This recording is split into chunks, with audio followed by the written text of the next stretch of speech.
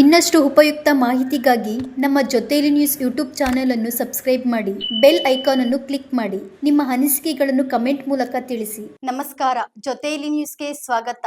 ರಾಮಲಿಂಗಾರೆಡ್ಡಿ ಸಚಿವ ಸ್ಥಾನಕ್ಕೆ ರಾಜೀನಾಮೆ ನೀಡಿದ ಬಗ್ಗೆ ಪ್ರತಿಕ್ರಿಯಿಸಿದ ಬಸನಗೌಡ ಪಾಟೀಲ್ ಯತ್ನಾಳ್, ಕಾಂಗ್ರೆಸ್ ನಾಯಕತ್ವ ಕುಸಿಯುತ್ತಿದೆ ಮತ್ತು ಸರ್ಕಾರ ಆಂತರಿಕ ಗೊಂದಲದಲ್ಲಿದೆ ಎಂದು ಹೇಳಿದ್ದಾರೆ. ಕಾಂಗ್ರೆಸ್ ಹೈಕಮಾಂಡ್ ಹಿರಿಯ ನಾಯಕರಿಗೆ ನೀಡಿದ ಭರವಸೆಗಳನ್ನು ಈಡೇರಿಸುವಲ್ಲಿ ವಿಫಲವಾಗಿದೆ.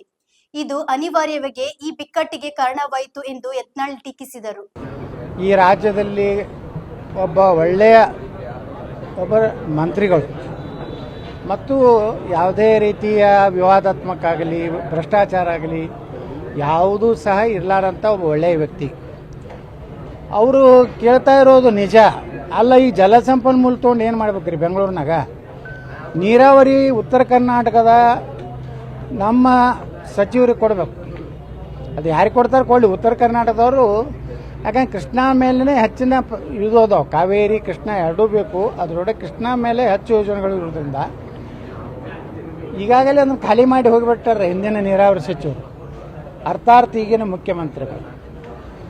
ಮತ್ತೀಗ ಅಲ್ಲಿ ಏನೂ ಇಲ್ಲ, ಅದನ್ನು ಕೊಟ್ಟು ಬೆಂಗಳೂರು ಈ ಮಹಾನಗರ ಅನ್ನುವಂಥದ್ದು ಭಾಳ ದೊಡ್ಡ ಬಂಗಾರದ ಖನಿಜ ಇದೆ. ಪಾಪ ನಮ್ಮ ಕೃಷ್ಣ ಬೈರೇಗೌಡರು ಅಷ್ಟರು ದುಡ್ಡಿನ ವ್ಯಾಮೋಹದ ಮನುಷ್ಯನಲ್ಲ. ಆ ಒಂದು ಇಲಾಖೆ ಇಂಡೈರೆಕ್ಟ್ ಆಗಿ ತಾವೇ ನೋಡ್ಬೇಕಂತೇಳಿ ಮುಖ್ಯಮಂತ್ರಿ ಡಿ ಕೆ ಶಿವಕುಮಾರ್ ಅವರು ಈ ರೀತಿ ಒಂದು ಒಳ್ಳೆಯವರಿಗೆ ಕಾಲ ಇಲ್ಲ ಕಾಂಗ್ರೆಸ್ನಲ್ಲಿ. ಎಲ್ಲ ಪಕ್ಷದಲ್ಲಿಯೂ ಒಳ್ಳೆಯವ್ರ ಕಾಲ ಭಾಳ ಕಡಿಮೆ, ಆದರೆ ಕಾಂಗ್ರೆಸ್ನಲ್ಲಿ ಅಂತರೂ ಎಲ್ಲರಿಗೂ ಒಳ್ಳೆಯವರಿಗೆ ಎಲ್ಲೋ ಕಾಲಿಲ್ಲ. ರಾಮಲಿಂಗಾರೆಡ್ಡಿಯವರ ರಾಜೀನಾಮೆ ಈ ಸರ್ಕಾರದ ಒಂದು ಭವಿಷ್ಯದಲ್ಲಿ 20 ತಿಂಗಳ ಉಳಿದಿಲ್ಲ. ಈ ಸರ್ಕಾರದಲ್ಲಿ ಸಾಕಷ್ಟು ಭಿನ್ನಮತ ಪ್ರಾರಂಭ ಆಗ್ತದೆ.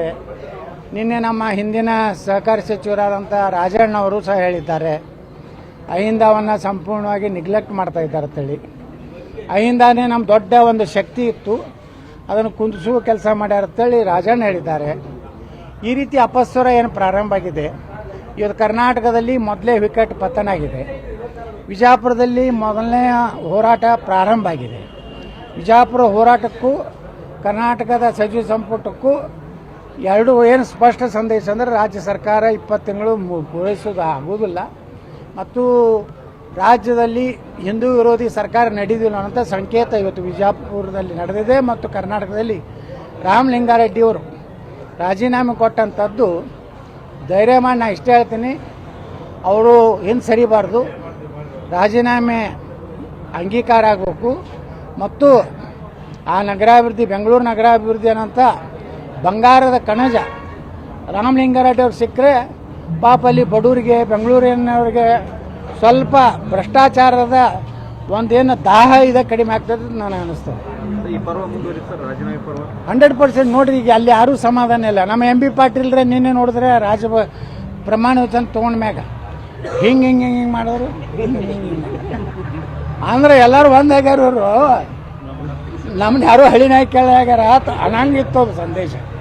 ಎಂ ಬಿ ಪಾಟೀಲ್ರೆ ಅಸಮಾಧಾನ ಹೊರಗೆ ಬಿತ್ತ, ರಾಮಲಿಂಗಾರೆಡ್ಡಿ ಅವ್ರದ್ದು ಹೊರಗೆ ಬಿತ್ತ. ಇನ್ನೂ ಯಾರ್ಯಾರದವ್ರ ಗಿರಾಕಿಗಳು ಗೊತ್ತಿಲ್ಲ. ಇನ್ನು ಮತ್ತೆ ಇನ್ನೂ 20 ಮಂದಿನ ನಾವು ಸಚಿವರು ಮಾಡಬೇಕು. ಅದ್ರ ಗತಿ ಏನು? ಎಲ್ಲ ಹೊಸದು ಕೂತಾರ. ಎಷ್ಟೋ ಮಂದಿ ಕಣ್ಣೀರು ಹಾಕ್ಯಾರ.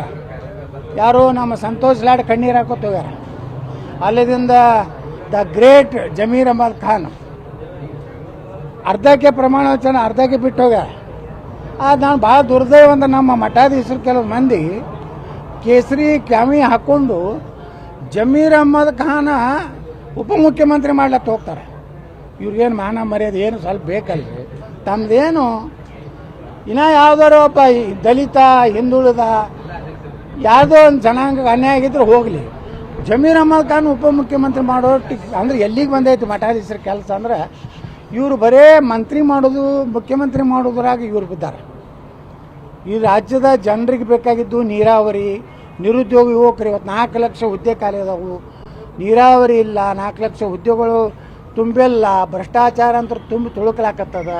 ಮೊದಲೇ ಕರ್ನಾಟಕದ ಬಜೆಟ್ ಏನು ಬೊಕ್ಕಸ ಖಾಲಿ ಆಗಿದೆ. ಇಂಥದ್ರಲ್ಲಿ ರಾಮಲಿಂಗಾರೆಡ್ಡಿಯವರ ಮೊದಲನೇ ಏನು ಪತನ ಆಗಿದೆಯಲ್ಲ, ಇದು ಪತನದತ್ತ ಡಿ ಕೆ ಶಿವಕುಮಾರ್ ಸರ್ಕಾರ ಅಂತ ಹೇಳ್ಬೋದು. ಜಾಹೀರಾತಿಗಾಗಿ ಸಂಪರ್ಕಿಸಿ 9739 333341 903598 9444.